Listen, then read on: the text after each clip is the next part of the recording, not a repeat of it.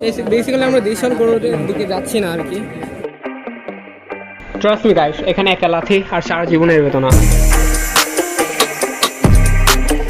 আশা করি সবাই ভালো আছো অ্যান্ড আমার মতো আমি ভালো আছি।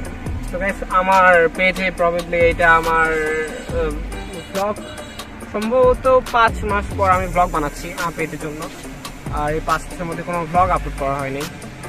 তো এক দুটো কন্টেন্ট ভিডিও প্রবাবলি আপলোড করেছি, কিন্তু ব্লগ আপলোড করা হয়নি।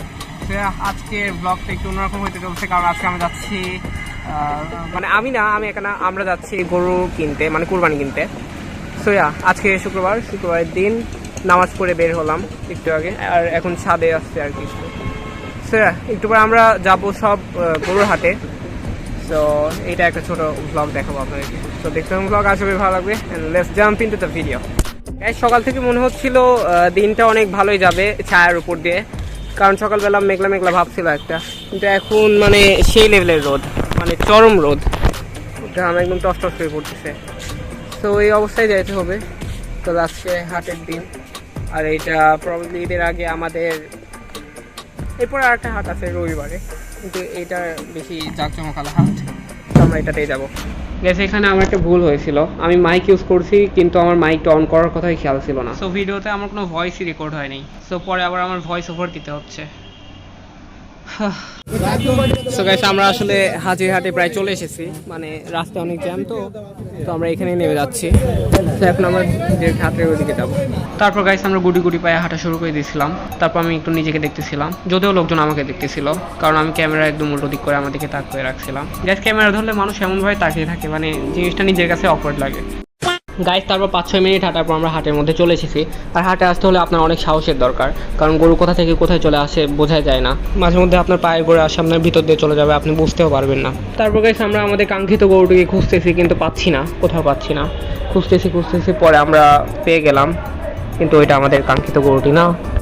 গাইস, তারপর সবাই এই গরুটা চয়েস হচ্ছিল, কিন্তু চয়েস পরিবর্তনশীল মানুষের, সেটা সব কিছুর ক্ষেত্রেই।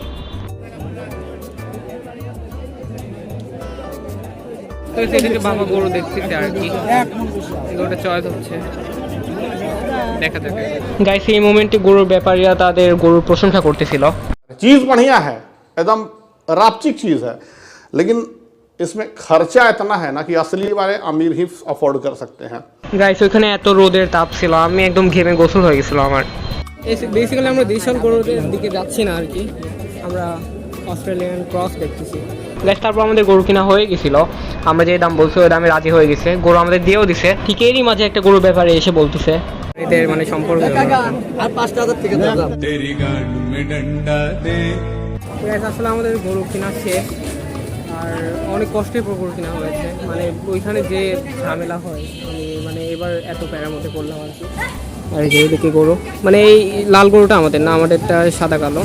লালটা এখানে রেখে দিয়ে এখন যাবে আমাদের বাসার উদ্দেশ্যে গরু। এই যে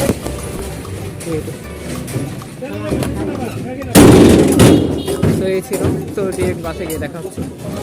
ঠিক আছে, এই যে গরু নামাচ্ছে এখন।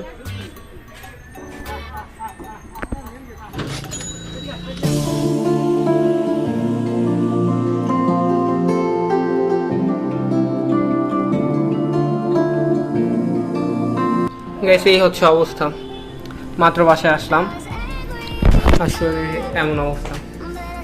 তো মানে কেমন দিন কাটতো দেখলেই তো আপনাদেরকে, আমি ভিডিও করতে পারিনি, এমনও সময় গেছে আর কি। মানে গরু আমার দিকে তাইলে আসতেছে, আমি যাবো কোথায়, আমার যাওয়ার কোনো পথ নাই, আমি চুপচাপ এক কোনায় দাঁড়াইছিলাম। ঠিক আছে, তো এভাবেই গেছে আমার সময়। তো দ্যাটস অল। তো গাইস, আজকের ভিডিওটা এখানে শেষ করে দিচ্ছি। ভালো লাগলে লাইক করে দিন, ফলো করে দেন। দেখা হচ্ছে নেক্সট ব্লগে। Thank you so much for watching.